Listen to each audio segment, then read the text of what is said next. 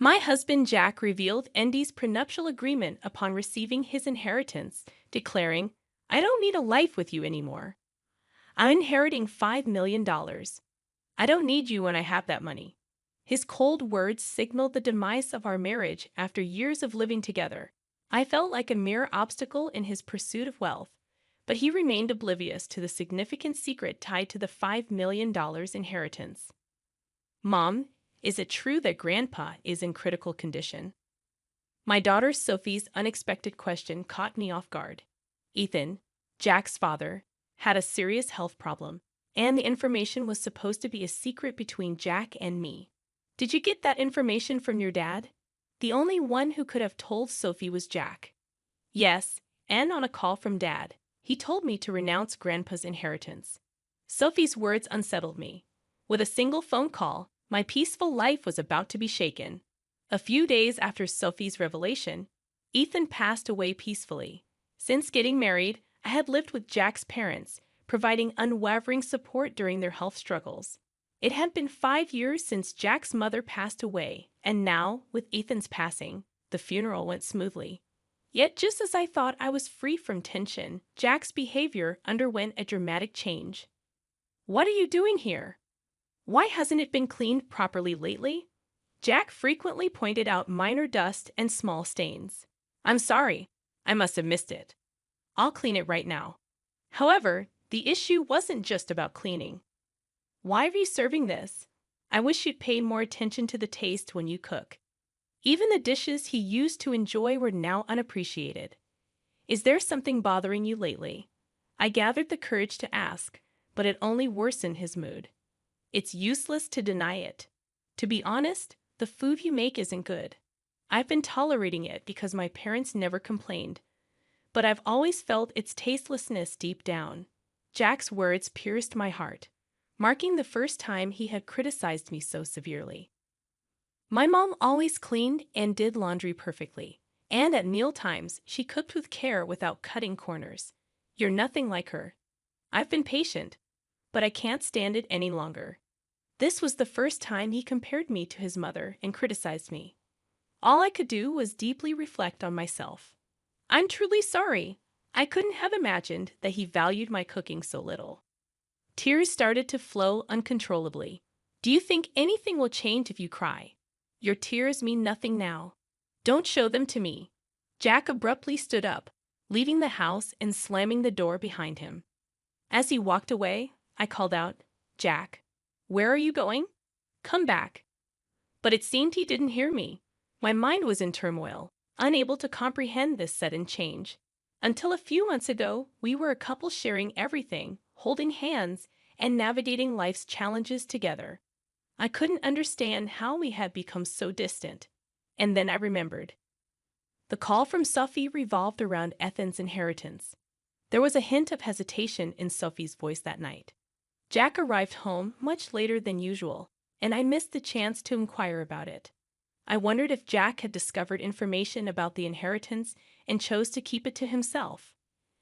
Attempting to approach Sophie, I questioned why they were discussing inheritance while Grandpa was still in good health. Sophie expressed doubts about Jack's actions and mentioned conveying the same concerns to him.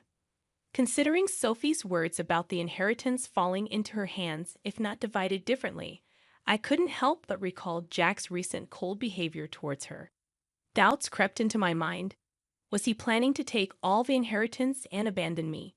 This thought tightened my chest, and tears welled up once again. In my pain, I became acutely aware of the sounds around me. As the room fell eerily silent, the phone rang suddenly, echoing throughout. Though I didn't feel up to answering, considering the importance, I checked the caller ID. It was Jack's name, the same Jack who had left the house earlier. Answering felt tiresome, but I didn't want to face any backlash for ignoring it, so I hesitantly picked up. "What are you doing? Don't keep me waiting. I'm running out of time." His sudden, authoritative tone caught me off guard. He was indeed stubborn at times, but yelling without reason was unlike him. Shocked by his changed demeanor, I let out a slight sigh, hoping he wouldn't notice. "What's wrong? Is there a problem?" I asked. I have something to talk about. I'll be home soon. Stay home and wait for me." His voice sounded noticeably colder than before. I replied with a brief "okay" and promptly hung up. Looking at the clock, I realized more than 3 hours had passed since Jack went out. Overwhelmed with confusion and pain, I hadn't noticed the time. After a while, I heard the door open and Jack's footsteps. A sweet scent of body wash, one we didn't use at home, wafted from him. That unfamiliar smell intensified the pain in my chest. "I'll be straight. It's over. I want to end our relationship. As a token of gratitude, I'll give you $220,000. I'm genuinely tired of you not managing things at home. I want to live peacefully in my old age," he declared. Linda, who had dreamt of a peaceful old age, now faced the shattering of that dream by none other than Jack. "Why are you?" Her words trailed off as she searched for what to say. Jack looked at her with a smug smile. At that moment, a bright ringtone from Jack's cell phone filled the room, an unfamiliar tone different from his usual one. To Linda, it felt like this unusual sound hinted at communication from a specific individual. "I'm sorry, but I haven't finished my errands yet." Linda sensed a slight softness in Jack's voice, different from how he usually sounded towards her. It felt somewhat kinder and more intimate. Furthermore, the sweet scent of body wash, the unique ringtone, and the change in tone hinted at something he might be hiding. "Linda knew it," whispered quietly. After ending his call, Jack looked down at Linda with emotionless, cold eyes. "My intentions haven't changed. I want you to sign this document. I'll contact you later. Make sure to have it signed by then. I don't plan to come back to this house. Remember, this house is now yours." Without uttering another word or even looking at my face, Jack headed towards the door. What did our long marital life of 40 years mean? A few days later, I found myself at a lawyer's office gathering information about Jack's actions and Ethan's inheritance. When I explained it to our daughter Sophie, her complexion changed. It was painful to reveal our mistakes to our daughter, but out of love for me, Sophie shed tears and showed strong determination to confront Jack. She introduced me to a lawyer to support us. "Hello, I am Robinson. I will be handling your case. I will support you to the best of my ability." The woman named Robinson, sitting across from me, seemed to be in her late 40s, exuding a calm aura. Her neatly groomed hair and professional attire provided reassurance. "I'm truly sorry for approaching you suddenly. My name is Lily Johnson. I'm a bit nervous since it's our first meeting under such circumstances." "That's all right. I have already received some information from Sophie," Robinson assured me. Based on what I'd researched and the information Robinson separately gathered, we verified the facts. My husband didn't have any siblings, so if Sophie renounced the inheritance, the substantial fortune of about $5 million would all go to him. We also uncovered an important fact about his affair with a woman named Jennifer through joint investigation. "How do you intend to proceed from here?" Mrs. Robinson asked in a gentle tone and soft eyes. "Thank you from the bottom of my heart," I said, appreciating her. After exchanging fees and a brief discussion, I quietly left the office. 5 days later, I received a call from Jack proposing a meeting at a quiet cafe. I arrived a bit earlier, choosing a seat by the window to enjoy the calm outside view. When Jack and his new girlfriend Jennifer walked in, he smirked with a sense of pride. "Are you prepared for the divorce?" I was a bit surprised that this was his first statement. It seemed he's convinced he's in full control. "Is this your new associate?" I hadn't expected him to bring her to such an important discussion, and I was astonished at his decision. I wondered if he was the man I once deeply loved, or had he changed because he cheated, or was he always like this? I couldn't tell. "Are you Jack's wife, right?" "My name is Jennifer. I've recently started dating him," she said. Her sudden smile left me grappling to grasp its meaning. "I've read a lot about you from Jack. Seeing you in person, you do look a bit aged. I wonder how Jack endured all these years. I feel a little sorry for him." Indeed, Jennifer seemed to take great care of her appearance, looking much younger than her actual age in her 60s. Compared to her, I might look my age, but I couldn't accept the way she phrased it. Jennifer, it's those tendencies of yours I warned you about. But indeed, if it were me, I would cherish you more, she continued. I know, Linda. I don't want you to overthink it anymore. I just want you to file the divorce papers, Jack interjected. I was taken aback by Jack's expected attitude. Hold on, there's something I want to discuss. A hint of confusion was evident on Jack's face. What are you getting at? Is it all about your father's inheritance? Is that why, after all our years of marriage, you're deciding this? I wanted to know the truth behind all these events. I can't see how my father's inheritance and you are related. That's solely my father's. I've heard detailed stories about your father's vast inheritance from Sophie. I know how much it's worth. So what? That inheritance isn't for you to take. But I'll answer. Actually, more than the inheritance itself, the end of taking care of my parents is one of the reasons I want to part with you. Just a caregiver role. How had Jack seen me only as a caregiver and not the loving wife I used to be? I didn't even have the energy to cry. Can we speed this up, Jack? I want to start our new life. Besides, have you still not let go of Jack? Don't make me repeat myself. I'm not thinking of a new start with you now. I want you to file the divorce papers. Waves of emotion struck my heart with intense anger and deep sadness. My hand quivered slightly. Taking a deep breath, I pulled out the divorce papers. But my name isn't written yet. The situation isn't settled yet. To hand it over, I asked, "You remember promising me the house and money, right?" "Yeah, I did say that. I'm a man of my word, so I plan to give you the house and money." His response surprised me. "You say you're kind. But a truly kind person wouldn't just use their wife as a mere caregiver and then abandon her. So I'm demanding rightful compensation of $30,000 and the rights to the house." "What compensation?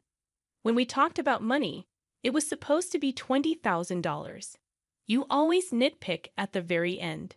Your attitude of trying to pay me the absolute minimum is so obvious. But the difference of $10,000 means a lot to me, so I think $30,000 as compensation is fair." "Your girlfriend, it's Jennifer, right?" I thought of claiming from her too, but in lieu of that, I want to settle for $30,000. And I intend to sign the divorce papers right here in front of you. Unexpectedly, Jennifer commented, $30,000 should be fine, Jack. Pay it if you're satisfied with it. With her statement, Jack finally accepted the alimony of $30,000. Now we need Jack's signature on the land title change document Mrs. Robinson prepared and the notarized alimony agreement. Jack looked surprised by my preparations, but I calmly said, "I have a life to continue to," easing his suspicions. We took out our respective seals, lined up at the designated spot, and Jack smiled as if he anticipated something.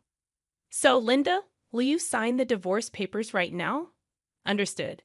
I agreed, saying, "Here's the divorce paper."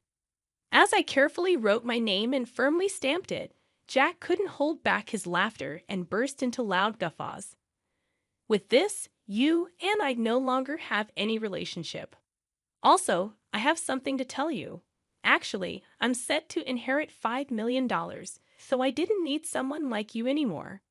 Thanks for the divorce. What a foolish ex-wife you had, letting go so easily for just $30,000. It's surprising." Behind me, as I left, the loud laughter of Jack and Jennifer echoed. I hurriedly left and headed to the city hall. My only goal now was to complete this procedure as quickly as possible and sever ties with the two of them completely. They might be laughing happily now, but I wondered how long their happiness would last. A month later, I quickly sold the house I received from Jack, prepared for a new life, and decided to live near my daughter Sophie, who planned to start her life near her husband's parents' home. Since Jack's mother lived nearby, I thought there would inevitably be moments I'd feel cautious. Contrary to my concerns, Sophie's husband warmly welcomed me and was always considerate, which I found very reassuring. My daughter Sophie seemed angry at Jack's actions at first, But when I told her a certain fact, her expression changed completely, and she smiled brightly. I had a hunch that Jack would soon realize my plan. As proof, I deliberately didn't change my mobile number. The day that intuition became a reality came sooner than I thought. From the afternoon, my mobile rang repeatedly, and sure enough, it was Jack. He called many times, but at first, I purposely didn't answer. After receiving repeated calls, I finally picked up. "Hello, why are you doing this?" I couldn't hide my surprise. "What's the matter?" "You called out of the blue, raising your voice. What's the problem?" "Where are you right now?" I thought he might have visited the house we used to live in. But in reality, that house had already been sold, and the new tenant might have moved in, or it could have become an empty lot. Considering this fact, the image of Jack's panicked demeanor surfaced in my mind, and I felt a little sorry for him. "Since we've decided to divorce, there's no need for you to be involved anymore." "Where did Sophie go?" "I can't find her." It seems he went to Sophie's previous house. Of course, she wasn't there. I managed all the information and procedures related to Sophie's husband's family home, so Jack had no way of knowing. He seems to have hit a dead end and contacted me. Yes, actually, Sophie has moved to a new place. Why didn't you tell me something so important? Moreover, did you know about that too? It seems my husband finally realized the truth.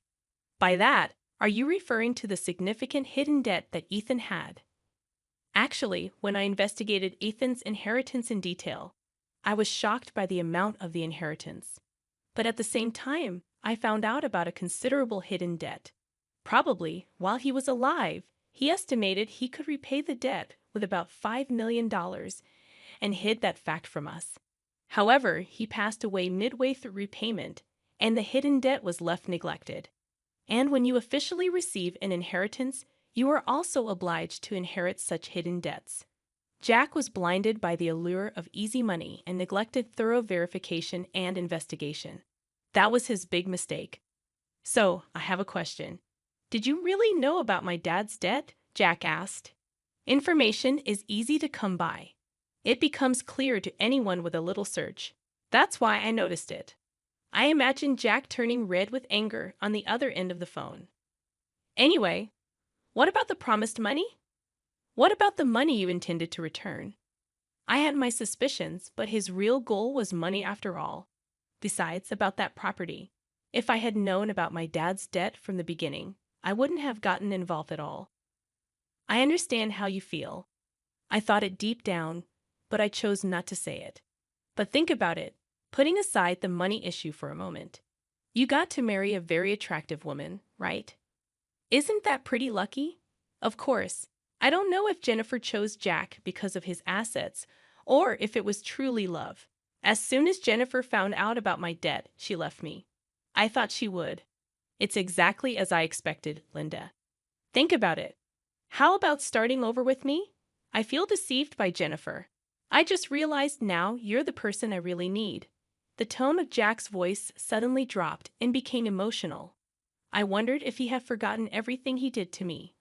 "I'm cornered. Every day, I'm being rushed by collectors, and the debt I can't repay is piling up. I'm at my limit. I really feel my life is in danger. Help me, please." Even after hearing his desperate plea, I calmly thought, if I were in this situation, would Jack help me? I carefully chose my words and took a deep breath before answering. "Right now, I'm living peacefully and am truly satisfied. And in the days to come, I want to live in peace. You might have forgotten, but remember what was said at my response." Jack was momentarily lost for words on the other end of the phone. "You mean back then?" "Yes, exactly, Jack. I'm really grateful that we were able to get divorced. Thank you for giving me a chance to choose a new path." I felt the tremor in Jack's voice and his tears, but for my future, I made up my mind and quietly ended the call. This marked the complete end of our relationship. I don't know how Jack's life is now or how he's repaying his debt, but I hope he's making an effort somewhere. Linda, how about taking a walk outside while looking at the beautiful scenery? Currently, I'm enjoying my days with a wonderful person I met through a hobby in Chicago. He's very warm and always with me, Spending time with him brings me unparalleled happiness.